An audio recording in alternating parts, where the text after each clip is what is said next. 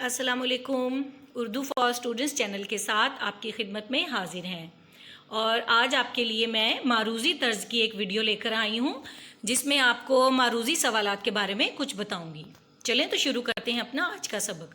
जी, आज हम बात करेंगे अल्फाज व तराकीब और उनकी ग्रामर इस्तिलाहात के बारे में। ये मारूज़ी तर्ज की जो इस्तिलाहात हैं ये आपके इम्तिहान के लिए बहुत अहम है। आप इस वीडियो में मैंने आपके लिए बहुत से अल्फाज व तराकीब और उनकी ग्रामर इस्तिलाहात लिखी हैं। अगर आप इस वीडियो को गौर से देखेंगे तो आप इनको अच्छे से ज़हन नशीन कर सकेंगे। मारूज़ी सवालात जो हैं वो हर पेपर का लाजमी हिस्सा होते हैं। इसी तरह उर्दू में भी आपको मारूज़ी सवालात ज़रूर आते हैं जिनको आप इंग्लिश में ऑब्जेक्टिव पार्ट भी कह सकते हैं।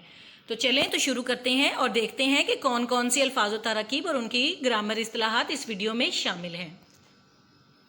जी, मारूज़ी सवालात के लिए मुख्तलिफ अल्फाज व तराकीब और हरूफ को पहचान कर बताना होता है कि ग्रामर के लिहाज से ये क्या है और उनकी पहचान क्या है।